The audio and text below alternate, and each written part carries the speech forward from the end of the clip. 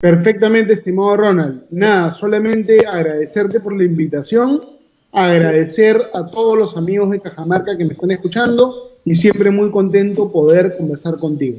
Desde acá un saludo especial a toda la gente en Cajamarca que todavía continúa colaborando con nosotros en la campaña de recolección de firmas. Últimamente, por ejemplo, se han puesto las pilas en la ciudad de Cutervo, en Querecotillo. Entonces, un saludo grande al equipo de Cutervo, si nos está escuchando, y a toda la gente de Cajamarca en general. Un saludo. Doctor Gersi, empecemos analizando un poco esta situación del presidente de la República, el señor Castillo.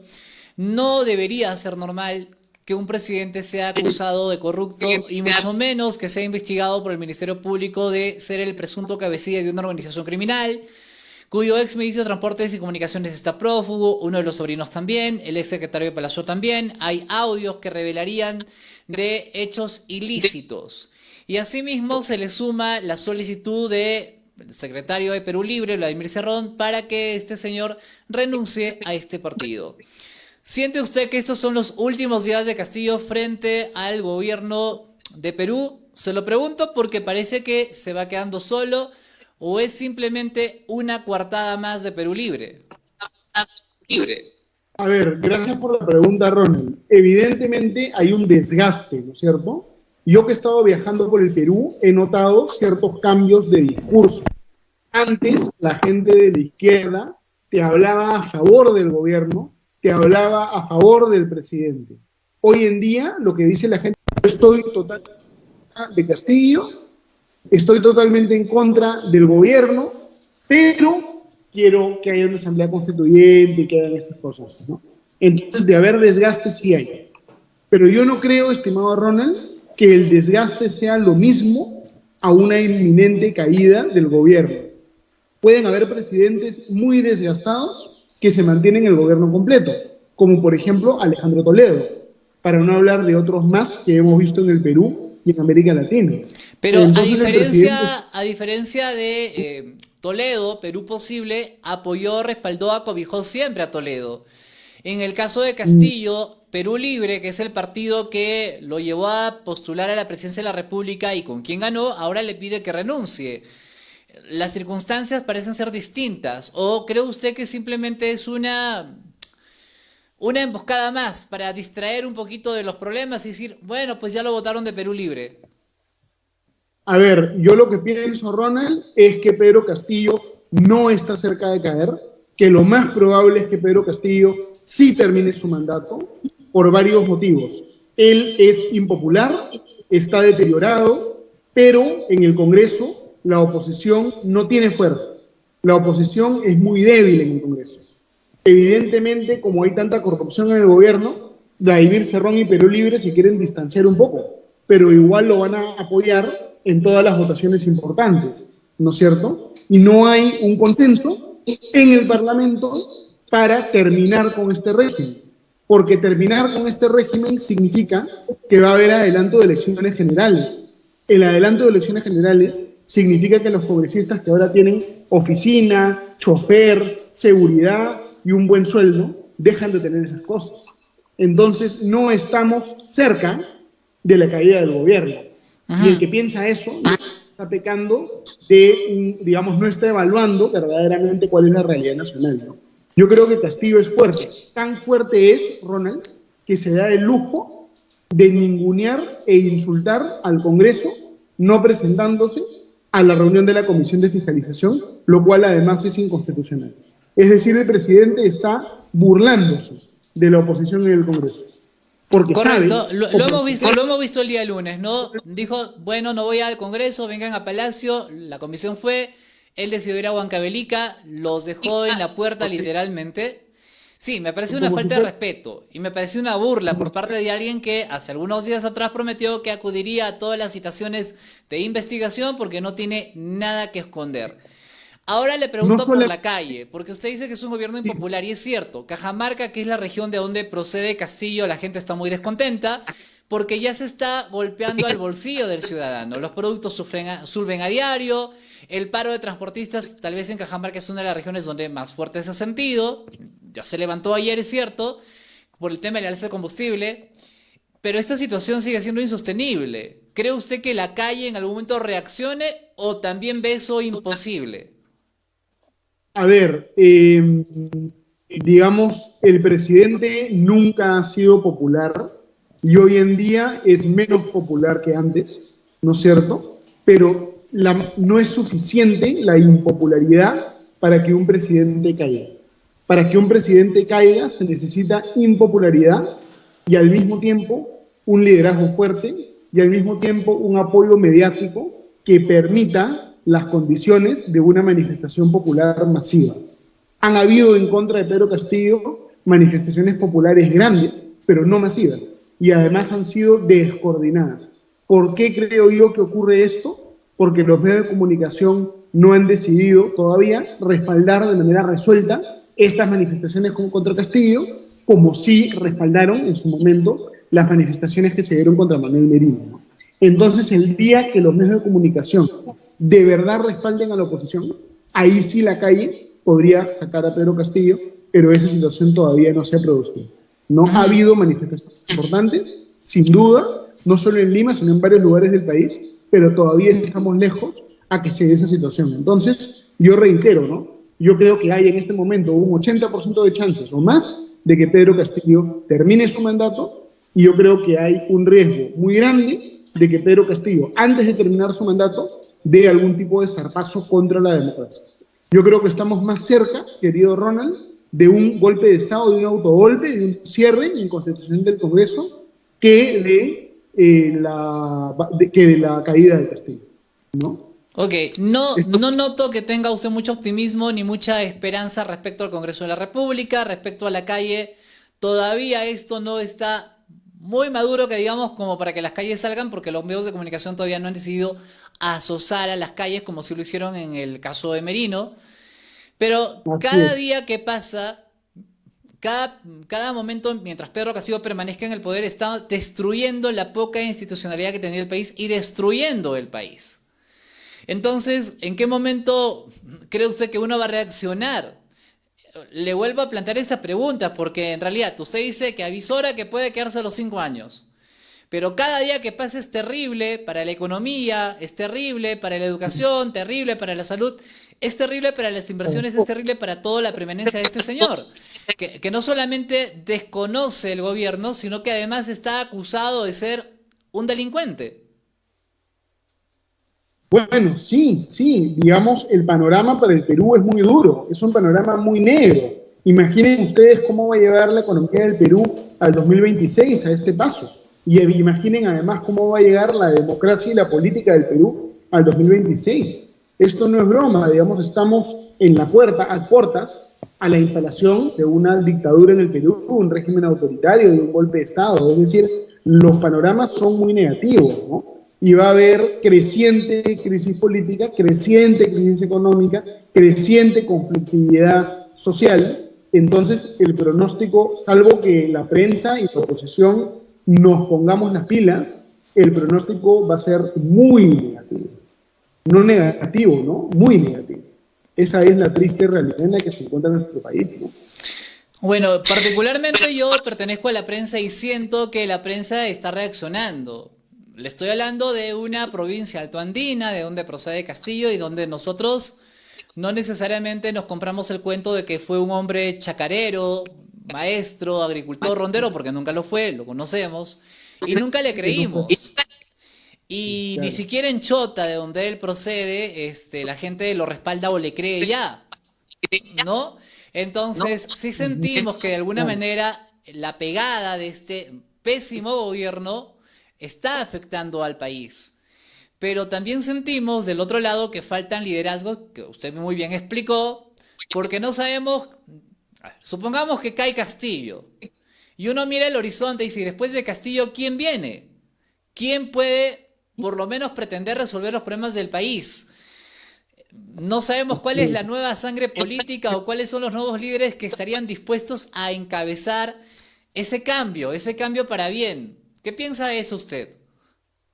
Mira, Ronald, yo no sé lo que es un líder, a ciencia cierta, pero sí sé lo que no es un líder, ¿no? Un líder no es opinólogo, un líder no es una persona que se autoproclama como tal, o que se hace autobombo, o que se tira flores a sí mismo, ¿no? Sino que los líderes políticos nacen en la cancha y son descubiertos en la cancha. Y yo Ok. estoy seguro que a lo largo de estos meses han aparecido de repente algunas figuras jóvenes que pueden ejercer algún tipo de liderazgo, y yo voy a hacer todo lo posible para promover que estas figuras jóvenes puedan tener más fuerza, más espacio, ¿no? Ujú. Digamos, tiene que haber pues una renovación de la política, y evidentemente no me estoy refiriendo a mí mismo, sino a terceros, ¿no? A terceras No, personas. pero digamos que dentro de los Entonces, jóvenes usted es uno de los que más ha dado la cara y ha encabezado algo que ya hubiéramos querido que lo hagan otros líderes. ¿No? El otro detalle, doctor gracias. Gersi, que siempre se analiza en provincia, es que quienes encabezan las movilizaciones son políticos que ya tuvieron la oportunidad de gobernar, de ocupar algún ministerio o de haber postulado algún cargo y probablemente tampoco hicieron muy bien las cosas. Gran parte de los problemas que hoy tenemos es producto de los pésimos gobiernos que hemos tenido. ¿Cómo resarcir o cómo revertir eso? Bueno, en realidad, digamos, uno tiene que evaluar los pasados gobiernos del Perú, reconociendo las cosas positivas y cuestionando las cosas negativas. Han habido algunas cosas positivas, pero yo creo que en general el balance dista mucho que desear, ¿no es cierto? Porque si bien se mantuvieron ciertas instituciones fundamentales y se mantuvo la democracia, en general hubo mucha ineptitud, mucho despilfarro, mucha corrupción. Entonces ya necesitamos personas nuevas en la política, ¿no? Definitivamente tiene que haber personas nuevas. Y tiene que haber maneras de pensar más estructuradas y más similares a lo que es el primer mundo, ¿no? Ya no tanto argumento ad hominem, ya no un debate, digamos, de un nivel pues tan bajo. Tenemos que bajar la toxicidad del espectro político, poder debatir y cuestionar más cosas. Entonces tiene que haber un cambio bastante profundo, la verdad. Y yo voy a hacer todo lo posible para poder contribuir a que ese cambio se dé. Y de acuerdo en que son las personas más jóvenes las que tienen que liderar. Ok, Eso definitivamente. le quiero hacer otra de las preguntas que la población se realiza. ¿Cree usted que en algún momento caiga Silva, Pacheco y el sobrino de Castillo, Fray Vázquez o no? Puede ser que alguno de ellos caiga, así como cayó Pinturita, por ejemplo, es una posibilidad, pero es poco probable, ¿no? Es probable que esté inclusive en el extranjero a estas alturas, y la impresión que todos tenemos es que ellos se han jugado, ¿no es cierto?, con apoyo del aparato estatal, inclusive. Esa es la impresión que da. Y de verdad nunca antes se había visto un gobierno cuyos principales colaboradores estén prófugos, ¿no? Lo normal era que cuando caía el gobierno, recién ahí estaban prófugos, ¿no? Pero acá están prófugos durante la vigencia del gobierno. Entonces es una cosa que nunca antes se había visto. La verdad, pues que eso es un escándalo, ¿no?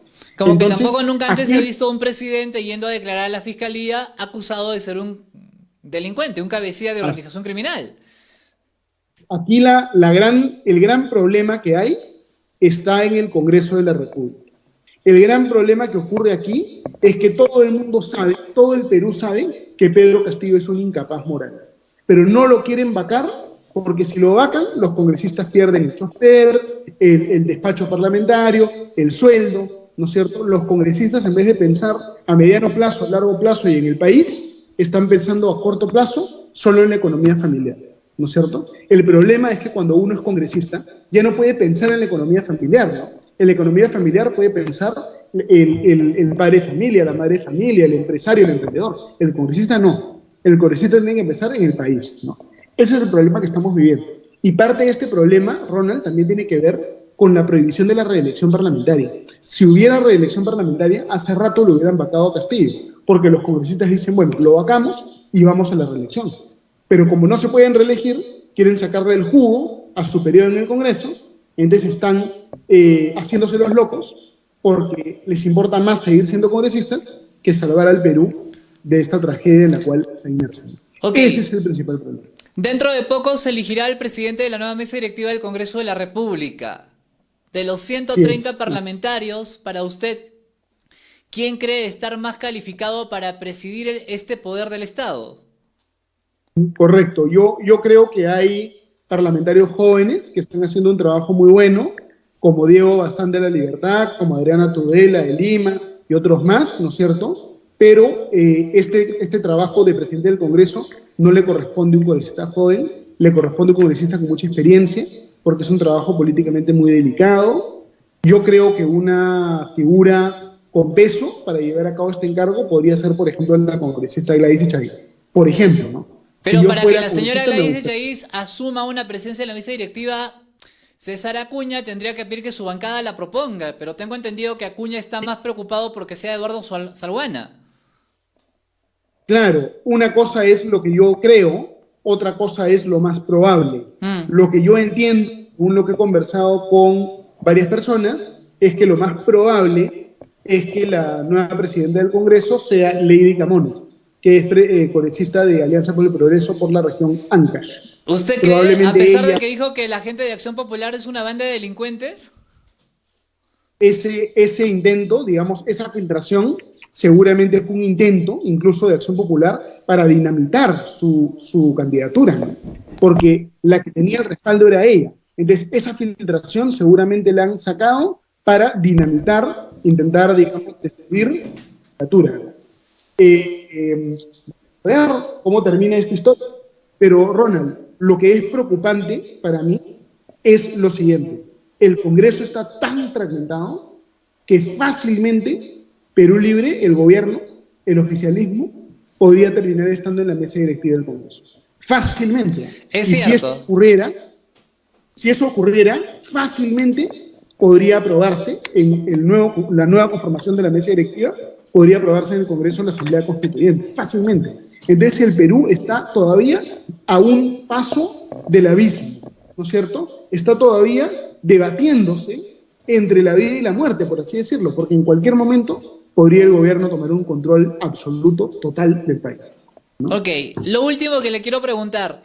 Este es un año electoral, se eligen alcaldes provinciales, distritales y también gobernadores regionales. Y tenemos un jurado nacional de elecciones bastante cuestionado, partiendo desde el señor Salas Arenas, de quien se dice no llevó un proceso transparente en el proceso electoral presidencial y congresal, y que se mantiene en el cargo, con resoluciones bastante cuestionadas, con ampliaciones de plazos que antes no quiso dar, pero que ahora sí da. Garantiza elecciones transparentes porque dentro del proyecto de Perú Libre no solamente está ganar la presidencia de la República, sino también ganar todo lo que pueden regiones y provincias. Correcto. Yo creo que el Jurado Nacional de Elecciones, tal y como está, no garantiza elecciones transparentes, porque este Jurado Nacional de Elecciones es adicto a las decisiones desproporcionadas, ¿no es cierto? El Tribunal Constitucional ya le dijo, ¿no? A través de una sentencia firme, tú no puedes aplicar horarios de oficina a las mesas de partes virtuales. Ya lo dijo el TC. Y nuevamente están haciendo lo mismo. Ya han declarado improcedentes un montón de listas, ¿no es cierto? Por razones desproporcionadas, ¿no? Por razones burocráticas, terminas afectando sustancialmente la democracia. Y ojo, este no es un problema de Salas Arenas como persona, sino que es un problema de la ley electoral y de las prácticas formalistas del Jurado Nacional de Elecciones. No puede ser que en todas las elecciones el jurado es el protagonista porque no sabemos quién va a ser excluido o quién no va a ser excluido. En la elección del año 2016, dos de los principales candidatos, que era Julio Guzmán y César Acuña, que no me gustan como candidatos, pero eran los principales candidatos, hay que reconocer, fueron excluidos. En la elección del 2021, excluyeron al Partido Popular Cristiano y al APRA, las listas al Congreso, y estuvieron a un pelo de excluir a Renovación Popular en la última elección. Ahora en Lima han excluido también como la mitad de las listas. Y en el resto del país seguramente han excluido a muchísimas listas también. Entonces no puede haber un Jurado Nacional de Elecciones que sea la diva, la vedette, el protagonista de la contienda electoral porque excluye a todo el mundo por razones burocráticas, ¿no? Es una locura. Eso en un país serio no pasa esas cosas. Entonces tiene que haber una reforma electoral sustancial. Eso Bueno, es vamos a ver si eso se logra. Como siempre, le agradezco mucho por darnos su punto de vista sobre estos temas que son tan importantes. Espero que la percepción respecto a que Castillo podría quedarse 5 años, usted esté equivocado por el bien del Perú. Yo todavía tengo Ojalá. algo de esperanza de que el Congreso en algún momento va a reaccionar o lo pueda vacar o finalmente lo inhabilite. alguna de las dos salidas le tiene que dar al país, si es que realmente el Congreso piensa en el pueblo peruano. Una persona tan cuestionada y tan señalada de corrupto no puede seguir siendo presidente de los peruanos, doctor.